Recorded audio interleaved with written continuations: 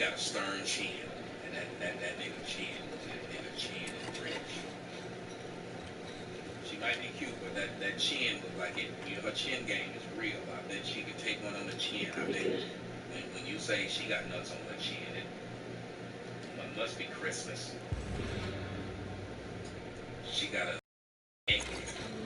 She look like she could take some gold straight from Tyson Fury. She look like she could last a good 7 rounds. She look like she could rope a dope the hell out of a nigga. I'm just saying.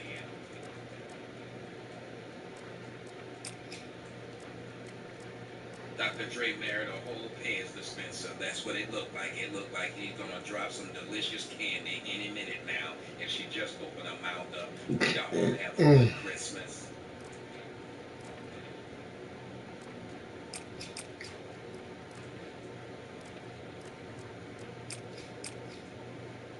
Dr. Dre getting a divorce and it makes me sad.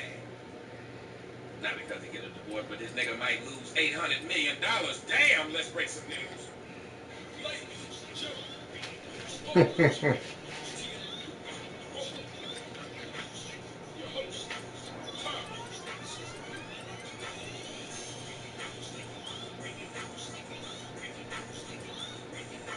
Listen, somebody said that she fine. Look, I done dated some hard-looking chicks. Don't get me wrong. Y'all know when I make this joke, I'm making the joke and being real. There's nothing wrong with it. I done dated a couple of chicks look like some block 'em, sock 'em robots. I dated a chick one time. A nigga said, "Who's your homeboy?" I said, "That's my girlfriend." Why y'all get mad at me for saying the truth? It don't matter if I marry a fat bitch. She's still gonna be a fat bitch. I'm gonna call her a fat bitch. When I walk in front of y'all, I'm gonna say, "I love this fat bitch." Why y'all get mad at me for telling the truth? You should get mad at me if I start lying. A lot of y'all right there, y'all know y'all in love with some people that'll sit up there and make some fun of y'all girl or y'all man. Somebody tell me if I'm lying. You don't get mad. Not everybody can look all feminine and dainty, and not every man wants a woman that looks feminine and dainty. Sometimes you like what you like. I like what I like. He like what he like. Sometimes you like a bitch that look like when y'all hear a loud noise, y'all can draw straws on who gonna go and check see what it is.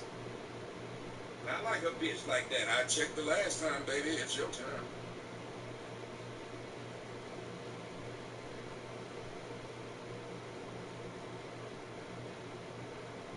Anyway, let's get to the story.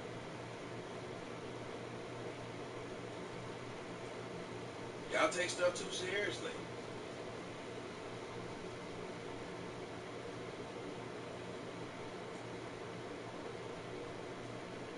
My daughter's uncle came over and said, "I can't come over your house." He said, "Are you always doing stand-up?" He came over to pick. He came over with my daughter's mom to pick up my daughter because they were taking him over to her grandma's house. He sat here for an hour just a laughing.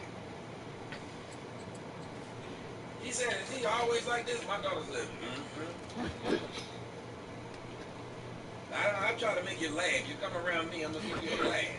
Stop taking shit so seriously. These are jokes. You can be serious when you get off around me. Y'all all can be serious when you go somewhere else. Let's have a laugh. Let's have a thought. Let's think about something. Let's be thoughtful towards each other. Let's be loving towards each other. And let's roast each other and rib each other. Like in the movie Liar, Liar, when he went in there and roasted everybody. That's what made him laugh. That's what I do. I laugh. I tell you the truth. The truth is funny. Stop getting mad. You know you love your manly ass woman or your pussy ass husband. You love them. Let's get back to this story. It says the Daily Mail has obtained photos of Nicole looking stylish in a pale power suit. I don't even know what that is. Power suit, power bottom, anyway. Based on the photos, she's not playing around with this divorce. She left the high-rise building and was escorted into a chauffeured SUV. Dr. Dre has yet to comment on the split publicly. As the Flash previously reported earlier this month, Nicole filed a divorce petition seeking to end her 24 years of marriage. That would hurt my feelings if a motherfucker wanted to leave me after 24 years. We've been doing this too long. I look like out here single. Dr. Dre and Nicole were married on May 25th back in 1996, right after Tupac died. So he probably was in touch with his mortality and just got married. They share 2 kids together, one of them named Truly Young. So let me get this straight. Your daughter name is Truly Young. What's gonna happen when this bitch is 60? Was she gonna change her name to Truly Old?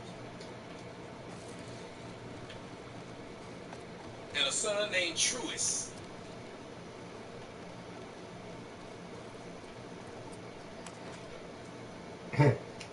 Guess his name should be Harold Potter. His son's name is Truist. But his nephew named the realest. Truist.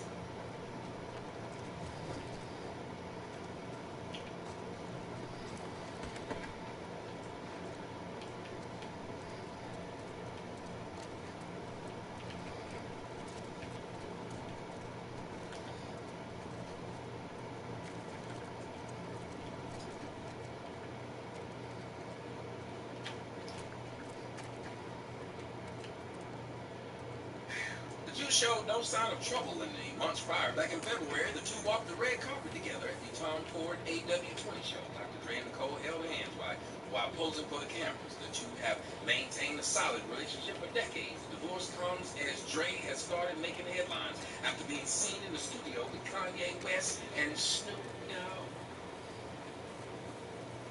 I thought he loved this hard-faced man too. Like he really seemed to enjoy this nigga. Like.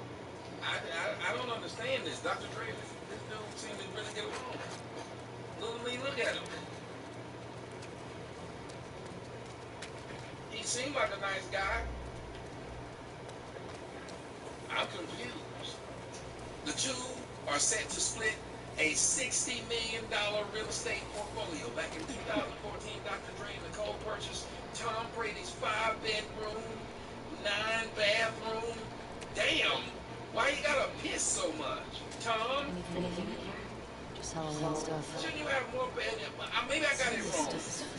9 bathrooms, 5 bedrooms. There's a lot of pissing going. They stayed for 50 million. They only gained 10 million. And said, well, that's a good ass rate. They gained 10 million in 6 years. In June 2019, Dr. Dre purchased a $2.25 million mansion in a gated Pacific Palisade community. The 4-bedroom, boy, come on, man, give me some. 2 square feet property sits on 2 acres. Ain't good money. Man, the two reportedly did not sign a prenup agreement and will have to hash it out in a settlement. In other news, Dr. Dre has gotten in contact with Ray Carew, wants to sign him to Aftermath. Last year, Dr. Dre caused a controversy following Truly acceptance into USC. He posted a photo revealing his daughter had been admitted to university writing all on her own, no jail time. He was making reference to Lori Loughlin and Felicity Hoffman, who had been arrested for allegedly making bribes.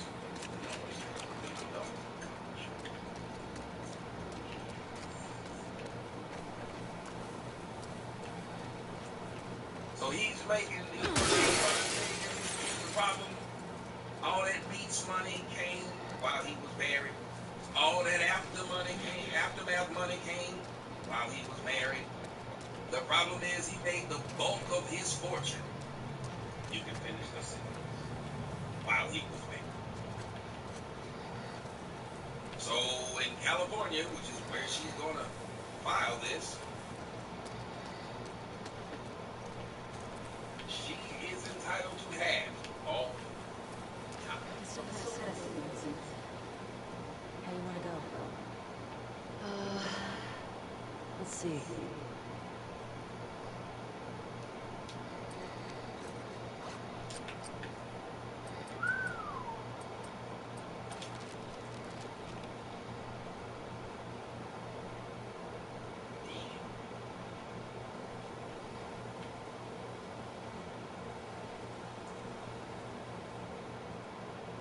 I'm going to say this, and I know this is going to throw you guys off.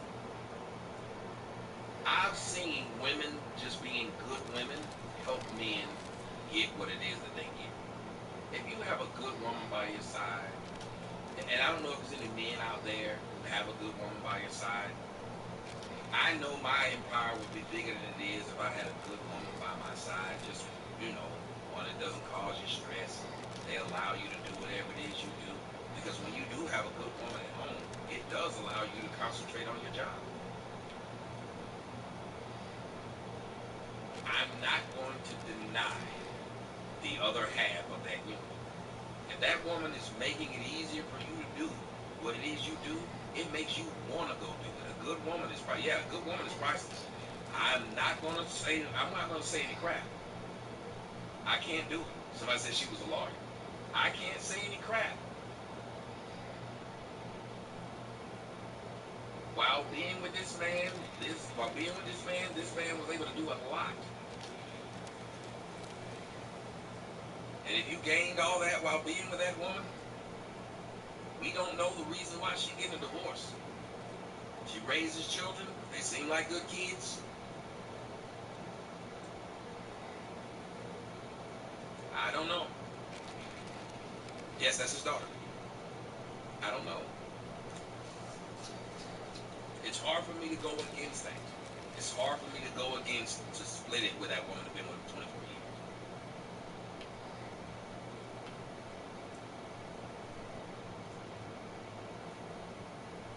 No, you married Dre, he get a cheater. He gonna fuck a few dudes. I mean,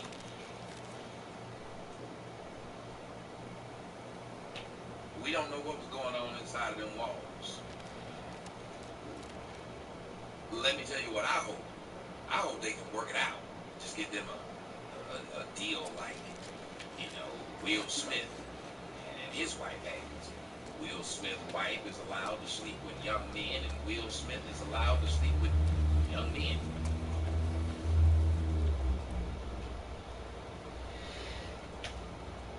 Hope they work it out. Oh, man. Let's get it. Have a business arrangement.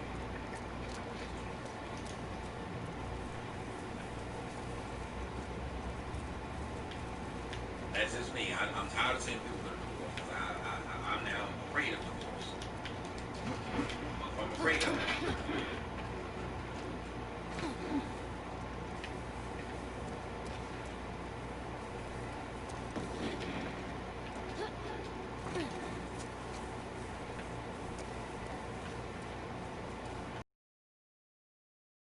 Yeah, Bill and Hillary, they didn't get a divorce. After a while, I won't never get a divorce. I'll just let you cheat. Mm-hmm. Just keep cheating. Do your thing, boo-boo. Well, we stand together, though. I've been married to a woman that long. Go ahead, just get your cheat on. Let's stay married.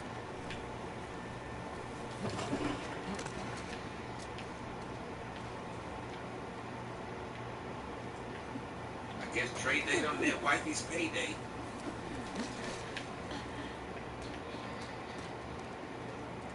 Stop him in his track.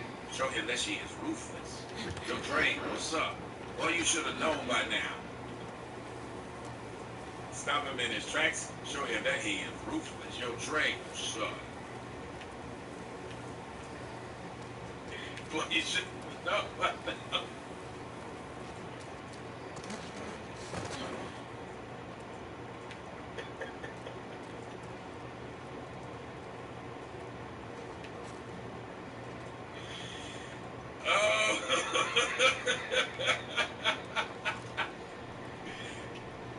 Thank y'all for knowing the song. Thank you so much.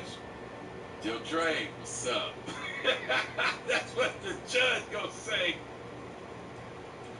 Yo, Dre, what's up? Boy, you should have known, but she get ass.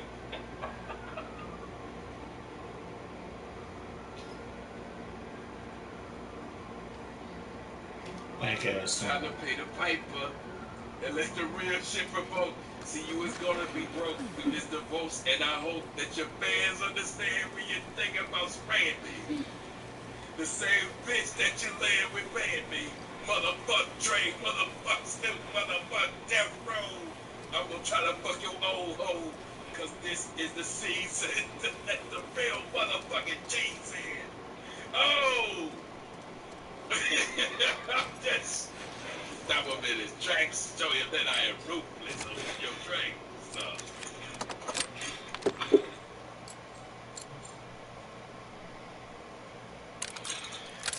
Oh.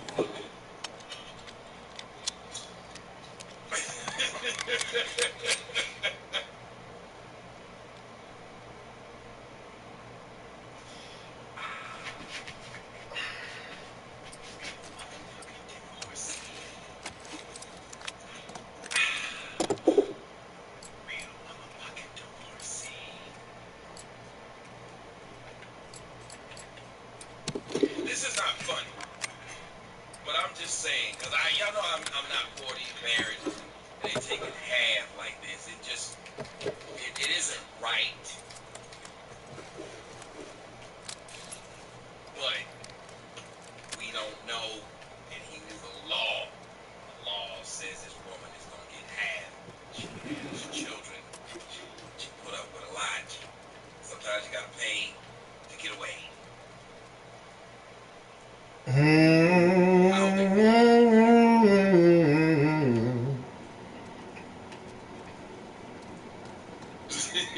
It's just a story about taking half. Right, Grand Admiral? Yes. This ain't funny, so don't you dare laugh. There's another story about a woman getting half. Better stay married or she'll take your cash. Good. Good night. Take her to court, bitch. Take her to court. Take her to court, bitch. Yes, it's my daughter's shirt that she gave me.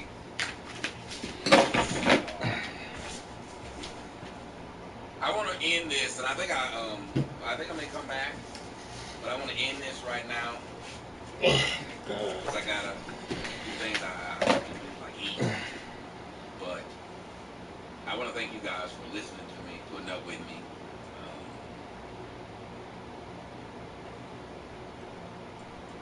Supporting me when you do, because you don't have to.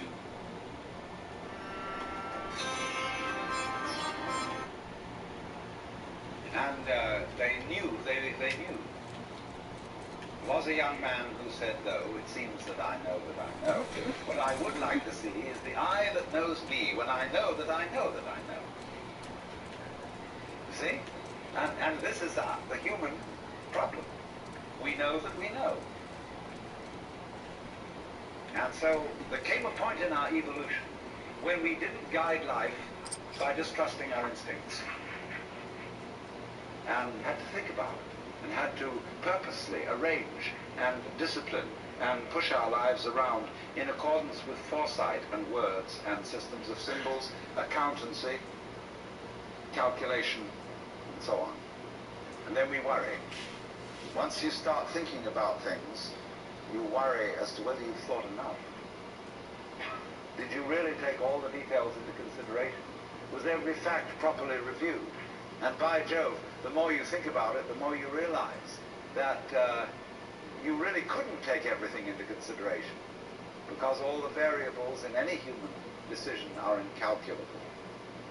So you get anxiety. And this, though, also, this is the price you pay for knowing that you know, for being able to think about thinking, to feel about feeling. And so you're in this funny position. Now then, do you see that this is simultaneously an advantage and a terrible disadvantage? What has happened here is that by having a certain kind of consciousness, a certain kind of reflexive consciousness, being aware of being aware, being able to represent what goes on fundamentally in terms of a system of symbols, such as words, such as numbers. You put, as it were, two lives together at once, one representing the other. The symbols representing the reality, the money representing the wealth, And if you don't realize that the symbol is really secondary, it doesn't have the same value. You know, people go to the supermarket and they get a whole cartload of goodies and they drive it through, and then the clerk fixes up the counter and this long tape comes out, and you say $30, please. And everybody feels depressed. But they give away $30 worth of paper, but they got a cartload of goodies.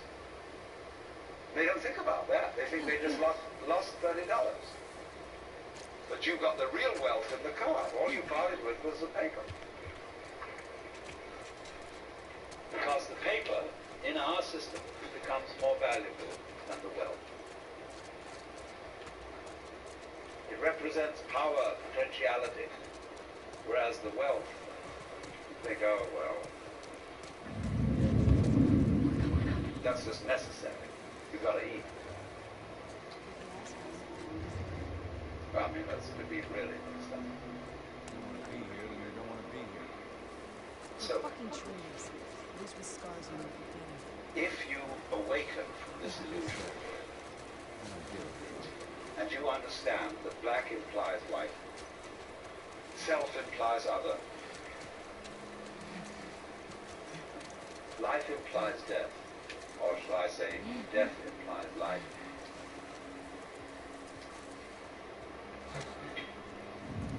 You can feel yourself not as a stranger in the world, not as something here on probation, not as something that has arrived here by fluke. Feel your own existence as absolutely fundamental. What you are basically, deep, deep down, far, far in, is simply the fabric and structure of existence itself. So, say in your mind.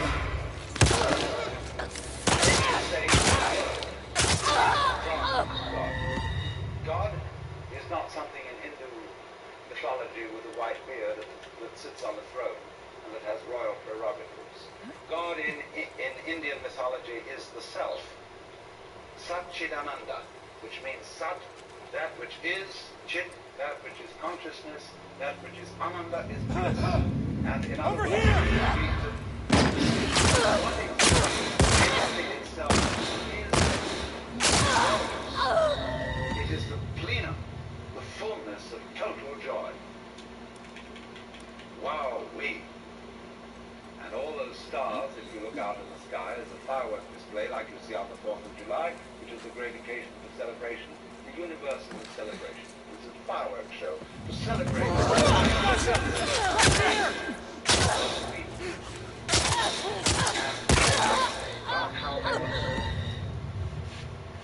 There's no point just in sustaining bliss. Let's suppose that you were able every night to dream any dream you wanted to dream. Got someone! Over here! And that you could, for example, have the power within one night to dream 75 years of time. Or any length of time you wanted to have. And you would, naturally, as you began on this adventure of dreams, you would fulfill all the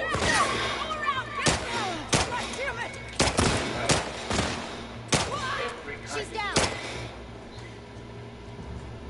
And after several nights of 75 years of pleasure each, you would say, wow, that was pretty great. But now let's have a surprise. Let's have a dream which is under control. Well, something is going to have to be that I don't know what it's going to be. And you would do that and come out of that and say, wow, that was a close shave, wasn't it? Then you would get more and more adventurous, and you would make further and further out gambles as to what you would dream. Finally, you would dream. Found you! Where you want. Dream of living the life that you are actually living today. That would be within the infinite multiplicity of choices you would have. Of playing that you weren't God. Because the whole nature of the Godhead, according to this idea, is to play that he's not. This QZ is swarming. Just need The first thing he says to himself is, man, get lost. I have to. Because he gives himself away. Is self-abandonment, not clinging to oneself. Throwing yourself out, as in, for example, in basketball, you're always getting rid of the ball. You say to the other fellow, have a ball. See? And that keeps things moving. That's the nature of life. So in this idea then, everybody is fundamentally the ultimate reality. Not God in a politically kingly sense, but God in the sense of being the self, the deep down basic whatever there is. And you're all that. Only you're pretending you're not. And it's perfectly okay to pretend you're not. To be absolutely convinced, because this is the whole notion of drama. When you come into the theater, there is a proscenium arch, and a stage, and down there is the audience. And everybody assumes their seats at the theater, and go to see a comedy, a tragedy, a thriller, or whatever it is. And they all know as they come in and pay their admissions that what is going to happen on the stage is not for real.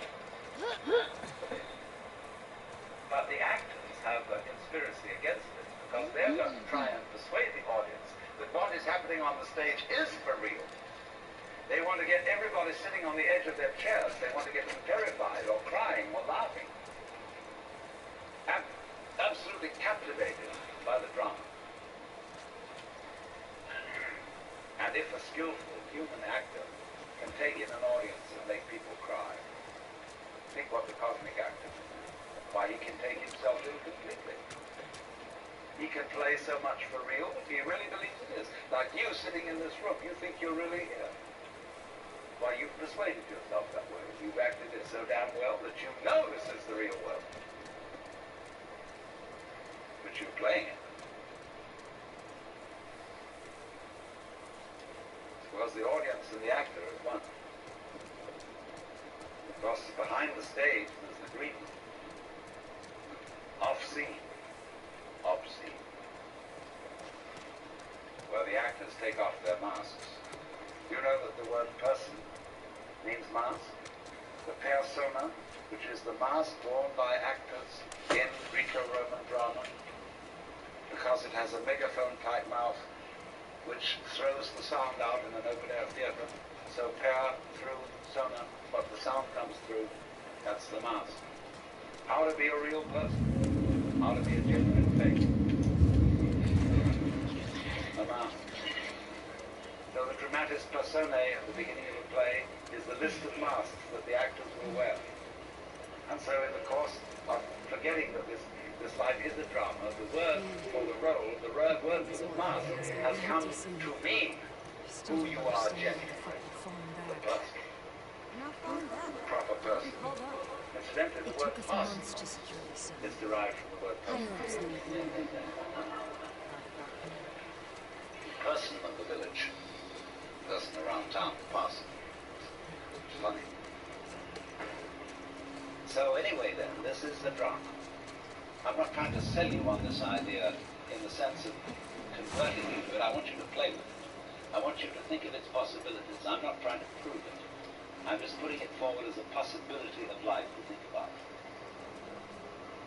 So then, this means a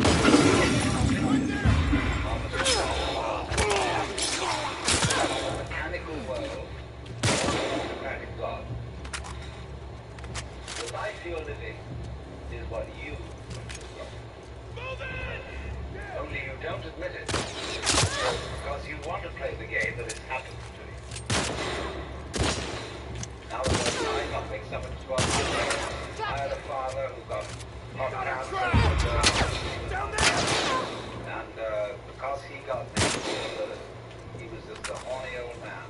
And as a result of that, I got born. And I blame him for it. Say, well, that's your fault. You've got to look after me. And he says, that's what I Yeah, these death sequences is brutal. We admit that I really wanted to get born, and that I was the ugly gleam in my father's eye when he approached my mother. That was me. I was desire. And I deliberately got involved. Look at it that way. And that even if I got myself into an awful mess, and I got born with syphilis and the Great Siberian Itch, tuberculosis, and in a Nazi concentration camp, nevertheless, this was a game, which was a very far-out play. It was a kind of cosmic masochism. But I didn't. Isn't that an optimal game rule for life? Because if you play life on the supposition that you're a helpless little puppet who got involved, or if you play it on the supposition that it's a frightful, serious risk, and that we really ought to do something about it, and so on, it's a drag. There's no point in going on living unless we make the assumption that the situation of life is Someone here! Spread and out! really and truly, we are all in a state of total bliss and delight. But we are going to pretend we aren't really. You play non-bliss in all that.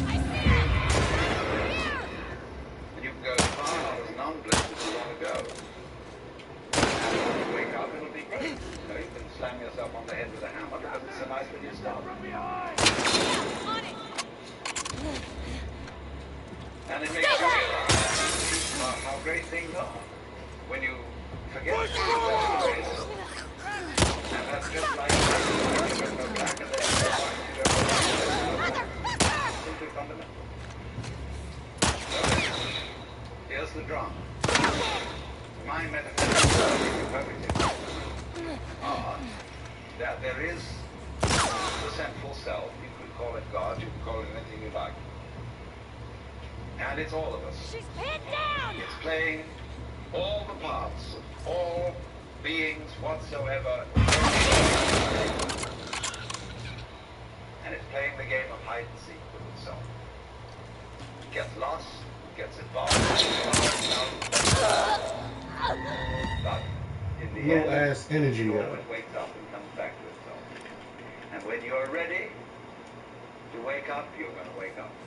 And if you're not ready, you're going to stay pretending that you're just a little, poor little bee. Look! In here! And since you're all here and engaged in this sort of inquiry and listening to this sort of lecture, I assume that you're all on the process of waking up. Or else you're teasing yourselves with some kind of flirtation with waking up, which you're not serious about. But I assume maybe you are not serious but sincere, that you are ready to wake up. So then, when you're in the way of waking up, finding out who you really are, you meet a character called a guru. As the Hindus say, was the teacher, the awakener. And what is the function of a guru? He's the man who looks at you in the eye. So that's what, come on. I know who you are. You know, you come to the guru and say, sir, I have a problem. I'm unhappy. I want to get one up on the universe, so I want to become enlightened. I want spiritual wisdom. Ah, the guru looks at you and says, who are you? You know Sri Ramana Maharshi, that great Hindu sage of modern times? People used to come to him and say, Master, Right in here! incarnation. As if that mattered. He would say, who is asking the question? He'd look at you and say, basically, go right down here. You're looking at me, you're looking out, and you're unaware of what's behind your eyes. Go back in and find out who you are, where the question comes from, why you ask. And if you look at the photographs, I have a gorgeous photograph. You look at those, I walk by it every time I go out of the house. Another human, lilting laugh, said,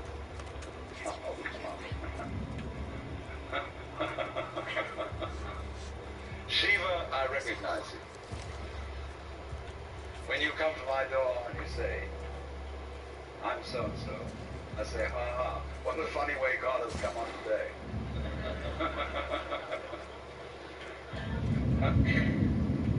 There are all sorts of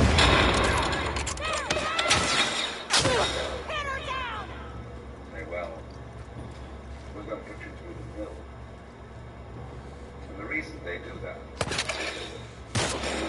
that you won't wake up until you feel you've paid a price for it. In other words, the sense of guilt that one has, or the sense of anxiety, is simply the way one experiences keeping the game of disguise going on. When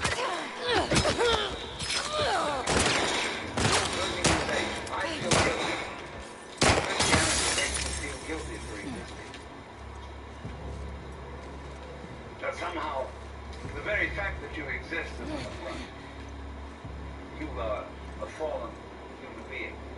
I remember as a child when we went to the services at church on Good Friday, they gave us each a colored postcard with Jesus crucified on it. And it said underneath, this is I unto thee, what do we do? Damn it! You may have because you each say, you have crucified Christ, because you killed the Lord, after all you depend on it. Mithra, it's the same mystery. And what are you going to do about that? This have I done for thee, what doest thou for me? You feel awful that you don't exist at all. But that sense of guilt, the veil across the sanctuary.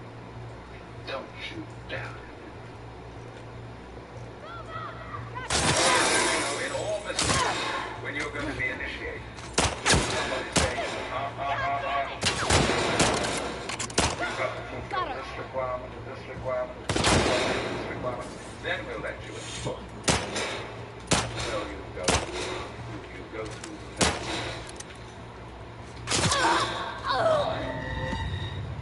Bullshit. because this is, you're saying to yourself, I won't wake up until I feel I deserve it. I won't wake up until I've made it difficult for me to wake up. So I invent for myself an elaborate system of delaying my waking up. I put myself through this test and that test, and when I feel it's been sufficiently arduous, then I may at last admit to myself who I really am, and draw aside the veil, and realize that after all, when all is said and done, These nigga poems dissing each other, subliminally dissing each other. Just stupid. which is the name of God. Young motherfuckers. And when it comes to it, that's really rather funny.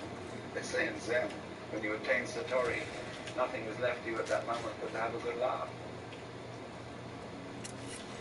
But naturally, all masters, Zen masters, yoga masters, every kind of master, puts up a barrier and says to you,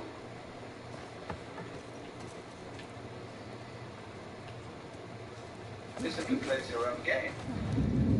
You know, we say anybody who goes to a psychiatrist don't have his headache down. Because you, when you go to a psychiatrist, you define yourself as somebody who won't have his headache down. The same way, the Zen masters say anybody who studies Zen or comes to a Zen master ought to be given 30 blows of respect. Because he was stupid enough to pose the question that he had a problem. But you're the problem. You put yourself in the situation.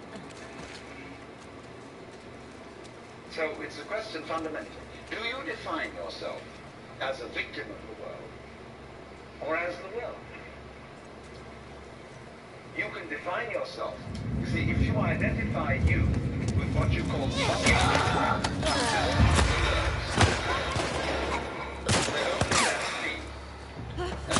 really a rather limited amount of my total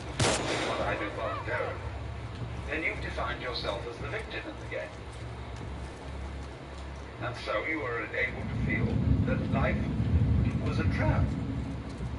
Something else, whether it was God or whether it was fate or whether it was the big messenger in the system, imposed this on you. You could say, poor little thief. But you can equally well, and with just as much justification, define yourself not only as what you do voluntarily, but also what you do involuntarily. That you do. Do you meet your heart or don't you? Or does it just happen? And if you define yourself as the works, then nobody's imposing on you. You're not a man. You're doing it. Explain how you do it, because words and it takes too long. You get bored with it. But actually, then you could say, with gusto, I am responsible for this life. Whether comedy or tragedy, I did it. And it seems to me that that is a basis for behavior going on, which is more fundamentally joyous and profitable and great than defining ourselves as miserable victims or sinners or whatever.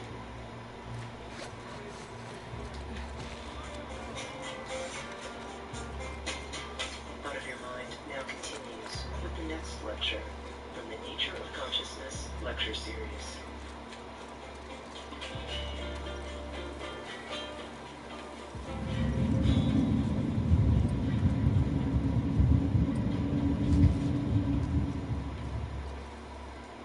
I was discussing an alternative myth to the ceramic and fully automatic models of the universe.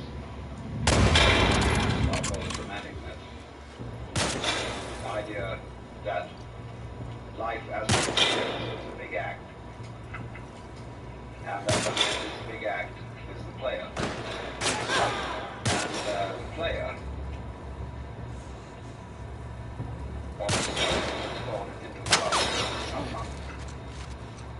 is you. Only you are playing hide and seek, since that is the essential game that's going on. The basis of all games, hide and seek. And so since you're playing hide and seek, you are deliberately, although you can't admit this, right there! Or won't admit it, you are deliberately forgetting who you really are, or what you really are, and the knowledge that your essential self is the foundation of the universe, the ground of being, is something you have as what the Germans call a Hintergedanke. A Hintergedanke is a thought way in the back of your mind, way back here somewhere. Something that you know deep down, but can't admit. So, in a way then, in order to bring this to the front, in order to know that that is the case, you have to be kitted out of your game. You see, the problem is this. We identify in our experience a differentiation between what we do and what happens to us. We have a certain number of actions that we define as voluntary. We feel in control of those. And then over against that, there is all those things that are involuntary. But the dividing line between these two is very arbitrary. Because, for example, when you move your hand, you feel that you decide whether to open it or to close it. But then ask yourself, how do you decide? When you decide to open your hand, do you first decide to decide? You don't, do you? You just decide, and how do you do that? And if you don't know how you do it, is it voluntary or involuntary? Let's consider breathing. You can feel that you breathe deliberately, control your breath. But when you don't think about it, it goes on. Is it voluntary or involuntary? So we come to have a very arbitrary definition of self. That much of my activity which I feel I do. And that then doesn't include breathing most of the time. It doesn't include the heartbeats. It doesn't include the activity of the glands. It doesn't include digestion. It doesn't include how you shape your bones, circulate your blood. Do you or do not do these things? Now, if you get with yourself and you find out that you are all of yourself, a very strange thing happens. You find that your body, in other words, that the so-called involuntary circulation of is one continuous process with the stars shining. If you find out that it's you who circulates your blood, you will at the same moment find out that you are shining the sun. Because your physical organism is one continuous process with everything else that's going on. Just as the waves are continuous with the ocean, your body is continuous with the total energy system of the cosmos. And it's all you. Only you're playing the game, but you're only this bit of it. As I tried to explain, there are in physical reality no such things as separate events. So then, remember also when I tried to work towards a definition of omnipotence. Omnipotence is not knowing how everything is done. It's just doing it. You don't have to translate it into language. Look, supposing when you got up in the morning, you had to switch your brain on. And you had to think and do as a deliberate process, waking up all the circuits that you need for active life during the day. Why, you'd never get done. Because you have to do all those things at once. How can a centipede control 100 legs at once? Because it doesn't think about it. And so in the same way, you are unconsciously performing all the various activities of your organism. Only unconsciously isn't a good word, because it sounds sort of dead. Superconsciously would be better. Give it a plus rather than a minus. I don't know how I would have done Because what this a without you. consciousness Look at is you. simply a sort of specialized. What the fuck When is you that? look We ran around into a the trap. room, A what?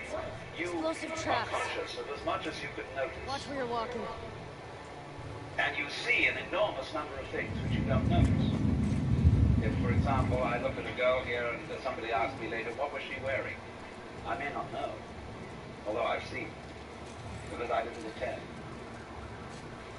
But I was aware, you see. And perhaps if I could, under hypnosis, be asked this question, where I would get my conscious attention out of the way through being in the hypnotic state, I could recall what dress she was wearing. So then, just in the same way as you don't focus your attention on how you make your thyroid gland function, so in the same way you don't have any attention focused on how you shine the sun. So then, let me connect this to the problem of birth and death, which puzzles people enormously, of course. Because in order to understand what the self is, you have to remember that it doesn't need to remember anything. Just like you don't need to know how you work your thyroid gland. So then, when you die, you're not going to have to put up with everlasting non-existence, because that's not an experience. A lot of people are afraid that when they die, they're going to be locked up in a dark room forever. And that's sort of unnegotiable.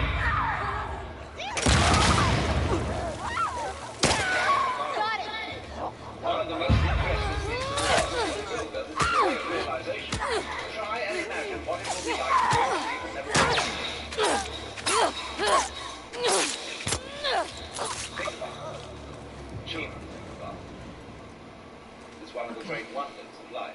What will it be like to go to sleep and never wake up? And if you think long enough about that, something will happen to you.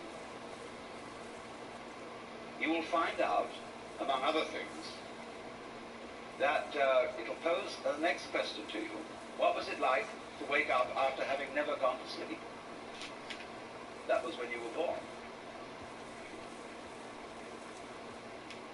You see, you can't have an experience of nothing. Nature abhors a vacuum. So after you're dead, the only thing that can happen is the same experience, or the same sort of experience as when you were born. In other words, we all know very well that after people die, other people are born. And they're all you. Only you can only experience it one at a time. Everybody is out. You all know you are you. And wheresoever beings exist throughout all galaxies, it doesn't make any difference. You are all of them. And when they come into being, that's you coming into being. You know that very well. Only you don't have to remember the past. In the same way, you don't have to think about how you work your thyroid gland, or whatever else it is in your organ. You don't have to know how to shine the sun. We should put some You of just those do it. tripwires up there in Jackson. Like you breathe. Might be a good way to deal with the hordes. Doesn't it really astonish you that you are this fantastically Probably complex thing? blow up some stragglers. And that you're doing all of this and you never had any education in how to They do can't it? read. We'll make Never learned, plans. but you're this You know, miracle. like a foot tripping over a wire. Well, and the point is that from a strictly physical, scientific standpoint, this organism is a continuous energy think it of is? everything else that's going on. Someone who wants And us if to I am my feel foot, her I love. am the sun. You think she's related to the wolves? I don't know. Only we've got this little partial view. We've got the idea that no, I'm just something in this body. The ego. That's a joke. The ego is nothing other than the focus of conscious attention. It's like a radar on a ship. Is there anything in the way? And conscious attention is a designed function of the brain to scan the environment, like a radar does, and note for any trouble-making changes. And if you identify yourself with your troubleshooting, then naturally you define yourself as being in a perpetual state of anxiety. And the moment we cease to identify with the ego and become aware that we are the whole organism, He's real shy. you realize that as the first thing how harmonious it all is. Because your organism is a miracle of harmony. It's Thomas. All this thing functioning together. Even those corpuscles and creatures that are fighting each other in the bloodstream and eating each other up. If they weren't doing that, you wouldn't be healthy. So what is discord at one level of your being is harmony at a higher level. And you begin to realize that, and you begin to be aware too that the discords of your life, the discords of people's life, which are a fight at one level, at a higher level of the universe, are healthy and harmonious.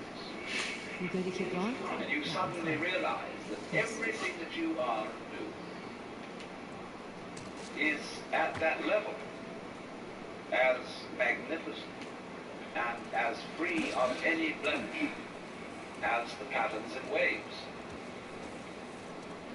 How'd this city get so red? Markings in marble, Boston wasn't like this, the was way a it? cat moves, Boston didn't have a full-blown civil and that war. this world is Fireflies never put up this kind really of okay. resistance.